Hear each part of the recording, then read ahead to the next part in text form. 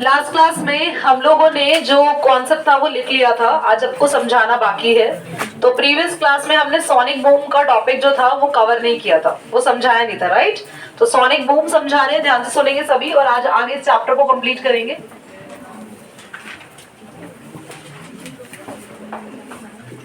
Sonic boom क्या होता है, बहुत ध्यान से सुनिए सभी बच्चे, एवरीवन बी केयरफुल।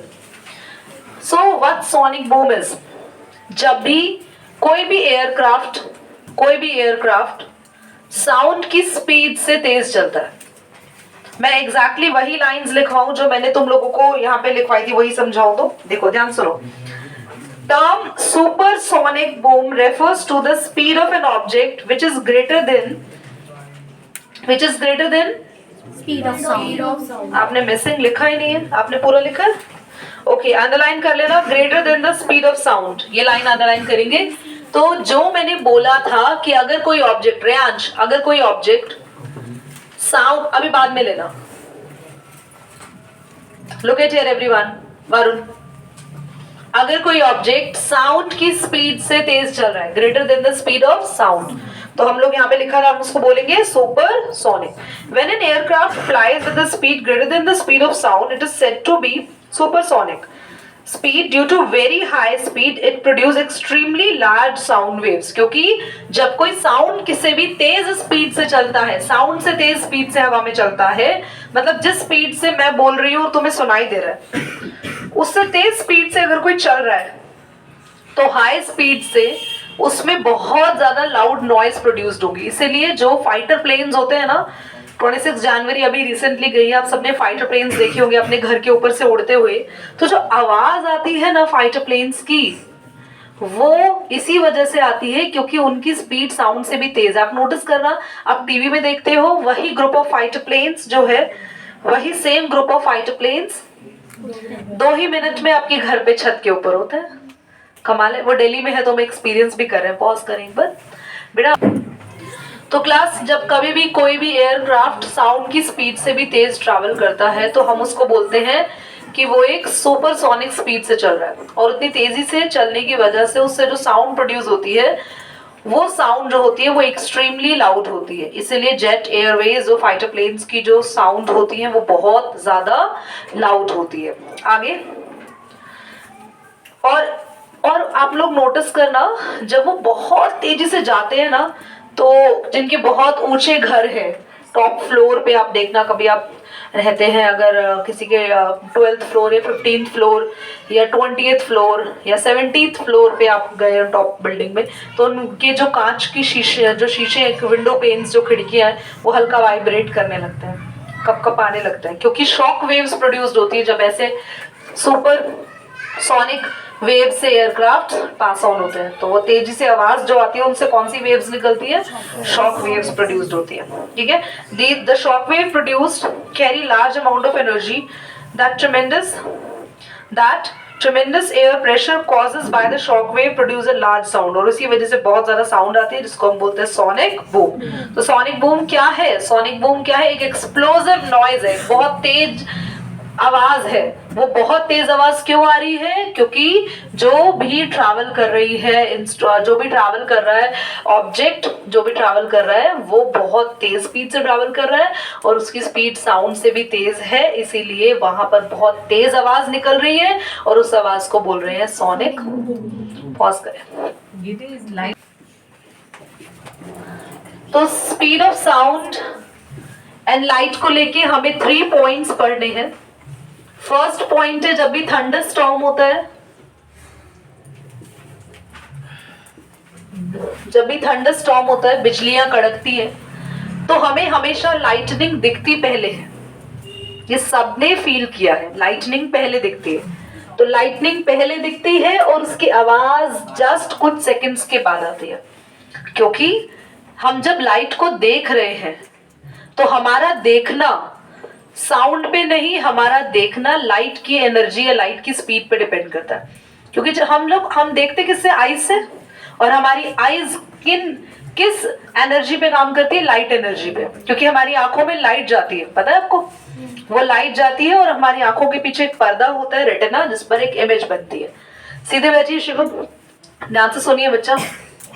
तो यहाँ पर हमने क्या सीखा कि जब भी थंडरस्टॉर्म होगा, बिजली कड़केगी, तो जो लाइट होती है ऊपर स्काई में, वो बिजली जब कड़कती है तो वो हमें पहले दिखाई देती है, क्योंकि हमारी आईज लाइट एनर्जी पे काम करती है, स्पीड ऑफ लाइट पे काम करती है, तो लाइट बहुत तेजी से आ जाती है और साउंड थोड़ा सा बाद में आती है, उसकी स्पीड स्लो है तो आवाज सुनाई आपको बाद में देती है। Any doubt? आगे देखते हैं। थंडरस्टॉर्म के बाद है क्रिकेट बॉल हिटिंग का केस। ये आप लोगों में से वो बॉयज जो बहुत ही ज्यादा कंसंट्रेशन से क्रिकेट देखते हैं, उनका नाम नहीं जानना मुझे, उन्हें कोई अवार्ड नहीं देना, ऑस्कर नहीं दिलाना उनको उनको उनको ये चीज महसूस होगी जब भी आप स्टेडियम में क्रिकेट देखते हैं, मैच देखते हैं, या टीवी में भी एनालाइज हो जाता है कि बॉल हिट हो जाती है और उसके जस्ट फ्रैक्शन ऑफ सेकेंड्स, बहुत बहुत कम ये गैप होता है, आवाज आती है। वो जो टक आवाज आती है ना, भी किसी ने निकाली भी, बहुत बढ़िया बेटा। तो वो जो आवाज आती है वो कुछ फ्रैक्शन ऑफ सेकंड के बाद आती है। अब ये लिटरली सच सच बताना, कितने बच्चों ने ऐसा महसूस किया? ऐसा होता है? यस। ओके गर्ल्स, आज ही जाके सीधा स्टार स्पोर्ट्स लगाएंगे हम और हम देखेंगे। यस, कोई ना कोई पुराना मैच चल ही रहा होगा, पता नहीं क्या क्या आता रहता तुम लोगों का।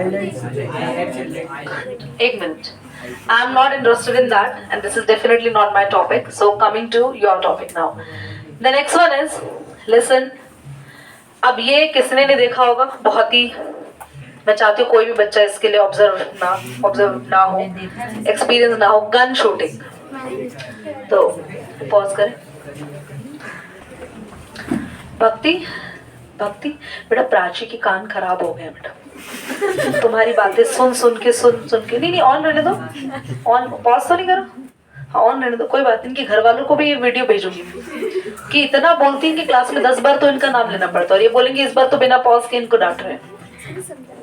उसको मत समझाओ बेटा, वो समझाइए सब कुछ। अब देखो इधर, जो समझ के इतना समझ गई कि वो अब समझना छूट गया, उसको समझने की शक्ति खत्म हो गई, उसको ये समझ आ नहीं जा रहा, उसको ये टॉपिक उसको समझ नहीं आ रहा बेटा, तुम इतना समझा चुकी हो उसको। देखो, तो जब भी गन शूट होती है तो आप नोटिस करना, गन शूट हो गई, आवाज थोड़ी देर बाद आती है, मतलब ऐसा नहीं है, बहुत बड़ा गैप नहीं होता। जैसे गोली चल के जाती है ना, सामने वाले को लगी नहीं है अभी, समझ रहे हो, लगने वाली है तब आवाज आती है, पर गोली निकल चुकी होती है पहले। क्योंकि आप तक आवाज आ रही है और आप उसे देख रहे हो, उसके पीछे दो अलग अलग चीजें काम कर रही है, लाइट और साउंड। तो हमारा देखना पहले मैटर करता है और साउंड उसका थोड़ा सा बाद में आता है। तो ये तीनों ऑब्जर्वेशन आपको याद रहेंगे, ठीक है? कोई डाउट? चलो आगे देखते हैं। और ये दो, इसके बाद का टॉपिक है जिसको समझा रहे हैं पहले और लिखवाएंगे बाद में, एंड हेडिंग आप लोग डाल लीजिए सभी, reflection of sound.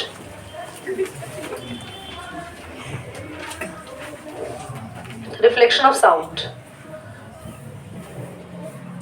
So class ध्यान से सुनेंगे, the bouncing back of sound waves. अभी सिर्फ सुनना है, bouncing back of sound wave. Sound wave का किसी जगह टकरा के और लौट कर वापस आना क्या कहलाता है?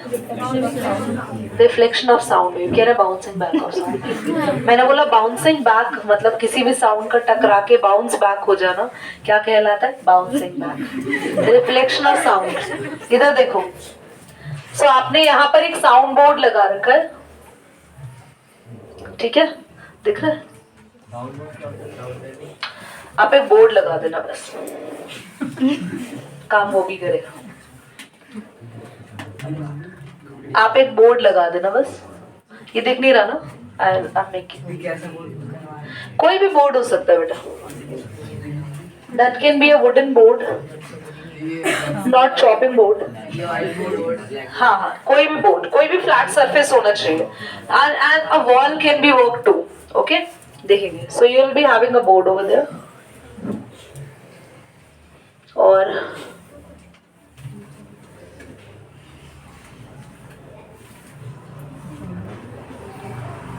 तो यहाँ पे है स्पीकर। स्पीकर, मतलब यहाँ पे वो है जो कुछ बोल रहा है, कोई पर्सन हो सकता है, या आप कोई रिकॉर्डर यहाँ रख सकते हैं, या कोई आप फोन रख सकते हैं, कोई भी चीज जिसमें कोई सॉन्ग प्ले हो रहा हो या कोई भी ऑडियो वहां पर आ रही है। यू विल नोटिस यहाँ पे है ऑब्जर्वर जो कि रिसीव करेगा साउंड को और उसको बिल्कुल आवाज आ जाएगी। तो ये क्या लगाया है जो मैंने यहाँ पे लगाया है, दीज आर, नहीं ये जो दोनों लगाए हैं, ये आप एक काम करेंगे, आप पेपर लेंगे, न्यूज़पेपर, और उस पेपर को फोल्ड कर देंगे। सो इट्स लाइक ऐसे, इट्स जस्ट, ठीक है। तो आप यहाँ लगाएंगे, समझ रहे हैं?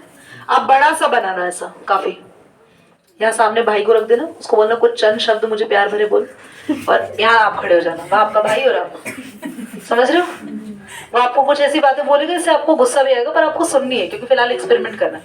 तो समझ रहे हो? तो ये आपको दो ऐसे लगाने, थोड़ा दूर, और ये ऐसे ऐसे जाने चाहिए, समझ रहे हो आप लोग? रुको ना, बहुत है, ये ऐसे होने चाहिए, समझ रहे हो?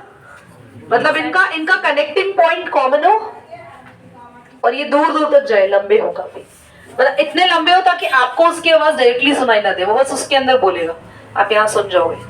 तो इससे क्या मतलब निकल रहा है कि जो, रुक जाओ दीदी, हमें तो कुछ एंगल भी चाहिए होगा। हाँ, कोई एंगल वगैरह नहीं है, कोई ये नहीं कि आप जाके 90 डिग्री 30 डिग्री, नहीं, इनको थोड़ा क्लोज रखना, ठीक है।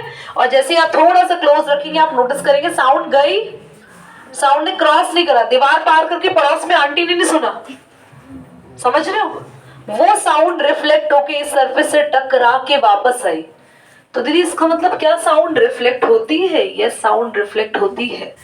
तो उसका एक बहुत बढ़िया एग्जांपल देते हैं, बोलिए सर। ये अगर हम उसको पेपर को इधर कॉर्नर पे रख देंगे दोनों को और फिर बोलेंगे तो मतलब आप ऐसे ऐसे रख दोगे, हाँ, तो साउंड वहां गई, रिफ्लेक्ट होके बिल्कुल यहाँ नहीं आएगी, क्योंकि साउंड ना रिफ्लेक्ट भी ऐसे ही होती है बेटा, साउंड रिफ्लेक्ट ऐसे ही होती है, मतलब जिस एंगल पे साउंड जा रही है उसी एंगल से ही बाहर निकली, तो वी बनेगा यहाँ पे। वो तुमने यहाँ रख दी तो साउंड गई, पर रिफ्लेक्ट होके यही आ जाएगी, समझ में आया? इसलिए मैंने बोला आपको ट्रायंगल के फॉर्म में उसको रखना है। नेक्स्ट थिंग इज, कोई अच्छा एग्जाम्पल हम लोग यहाँ पे डील करते हैं। द एग्जाम्पल इज स्टेथोस्कोप, आपके पेपर में आएगा भी है। स्टेथोस्कोप, जैसे डॉक्टर आपके दिल की धड़कनें सुनता है, आप तो बहुतों के दिल की धड़कनें सुन रहे हैं आजकल, है ना? अक्षर कह रही है, बता रहे तुम्हारी मम्मी को बुलाएंगे। तो डॉक्टर जब आपके दिल की धड़कन सुनता है या आपके चेस्ट की कंजेशन की साउंड सुनता है कि कहीं आपके थ्रोट में कॉफ तो नहीं है, या फिर चेस्ट में कॉफ तो नहीं है, फेलगम तो नहीं है, म्यूकस नहीं है, सारी चीजें जब डॉक्टर ऑब्जर्व करता है, तो वो जो इंस्ट्रूमेंट यूज करता है, जो ईयरबड्स अपने कान में लगाता है और उसके बाद चेस्ट पीस से आपको टच करता है, और जो उस वायर के थ्रू साउंड जब आप तक आती है, वो रिफ्लेक्शन ऑफ साउंड पर काम करता है। बहुत बढ़िया है ये, मतलब इसको समझाएंगे डिटेल में, अभी हम आपको बताएंगे कि ये कैसे काम करता है। दूसरी चीज है, यहाँ पे तीन चीजें हैं, एक ये हो गया, हाँ, एक आपने वो देखा है गांव में ऐसे इंस्ट्रूमेंट बनाते हैं जो सुनो सुनो सुनो आज ये पिक्चर लगने वाली है,